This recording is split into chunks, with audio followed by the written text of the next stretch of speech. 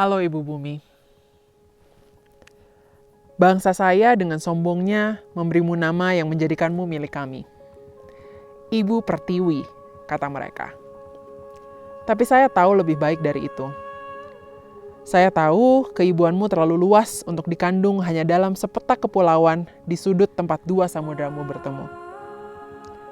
Keibuanmu mencapai sabana yang menakjubkan di Afrika, ke kelopak bunga yang jatuh di jalanan Asia yang sibuk, ke ngarai terdalam di benua Amerika, dan kadang bersembunyi di hutan boreal romantis di utara Eropa. Jadi izinkan saya memanggilmu Ibu Bumi. Karena cintamu mengalir ke seluruh planet ini. Dari berbagai cerita, ibu digambarkan sebagai perempuan yang biasa menerima, melinangkan air mata ketika bersusah hati. Tapi saya juga tahu lebih baik dari itu. Ibu berkomunikasi kepada kami dengan sangat lantang, terutama dalam beberapa dekade terakhir. Ibu Bumi, meskipun kasihmu terhadap umat manusia bersifat universal, kita sama-sama tahu bahwa kamu tetap memiliki anak kesayangan, dan saya cukup yakin kami berada di urutan teratas daftarmu.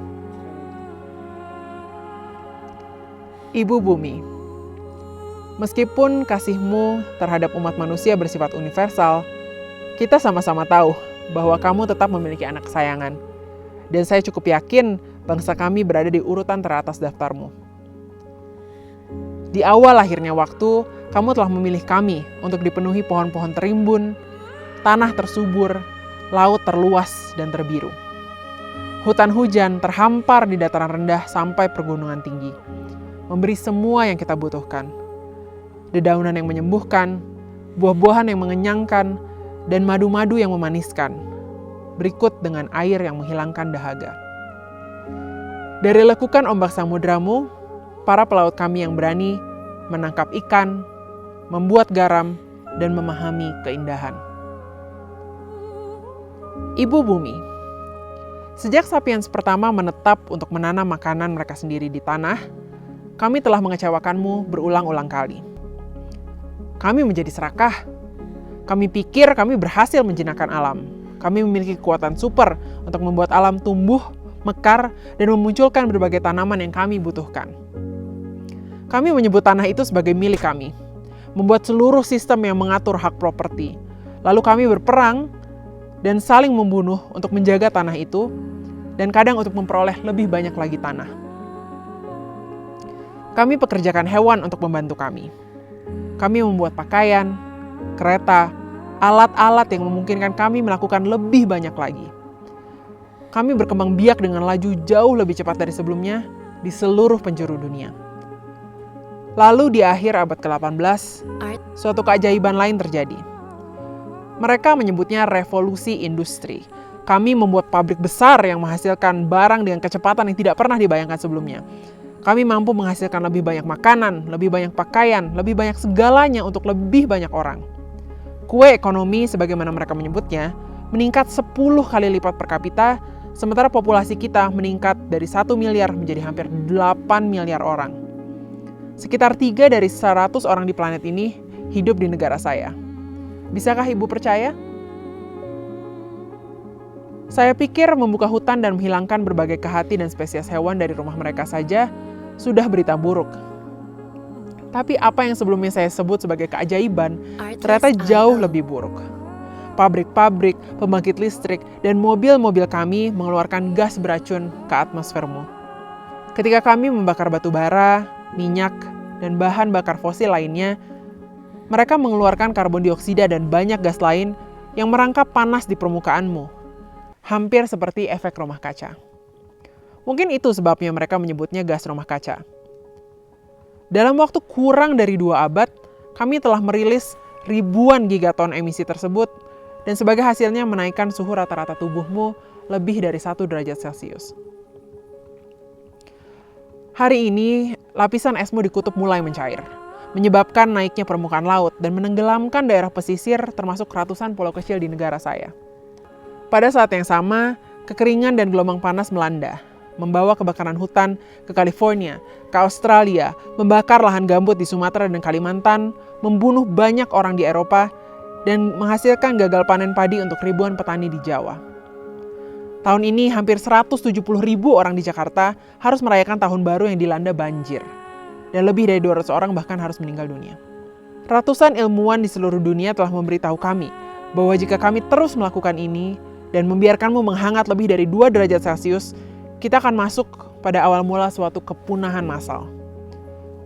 Beberapa orang gagal paham. Mereka bilang peningkatan suhu 2 derajat Celcius bukanlah sesuatu yang serius. Di mana masalahnya? Apa yang mereka gagal lihat adalah bahkan untuk tubuh manusia saja, kenaikan dari 37 derajat Celcius hingga 38 derajat Celcius sudah bisa berakibat fatal. Lebih buruk lagi, beberapa orang bahkan tidak berpikir bahwa kamu sakit sama sekali. Atau bahwa jika kamu sakit, maka kami manusia tidak dapat disalahkan karena ini adalah sesuatu yang biasa kamu alami setiap abad. Kita harus melakukan apa yang kita lakukan, terus membakar emisi gas rumah kaca ke langit, semua demi kue ekonomi. Ibu Bumi. Para ilmuwan mengatakan bahwa kami hanya punya 10 tahun untuk menyelamatkanmu.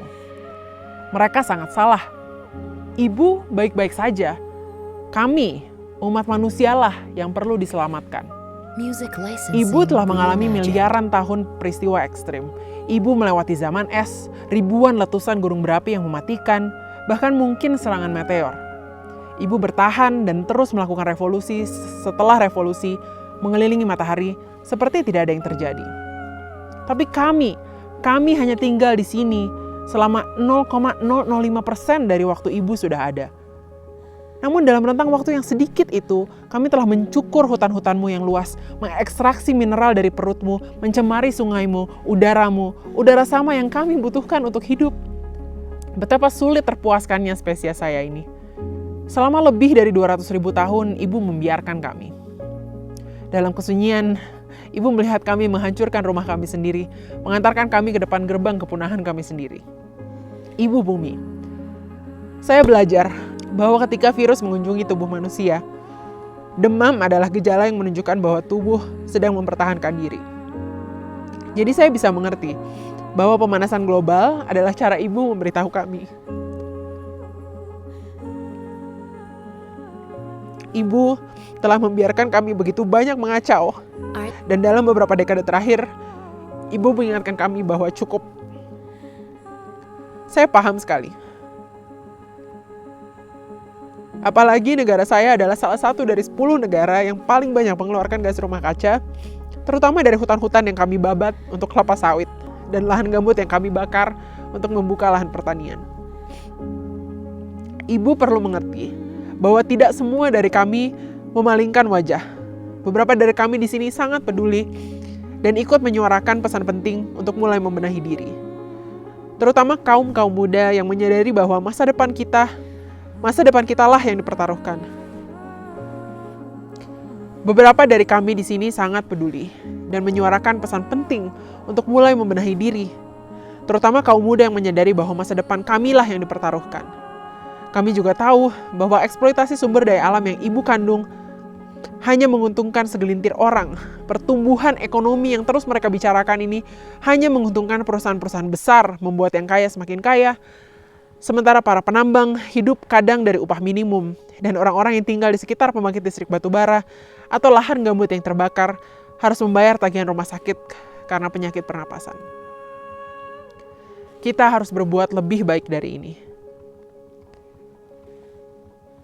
Saya hanya khawatir bahwa kita tidak punya cukup waktu untuk melakukannya. Bagaimana menurut ibu?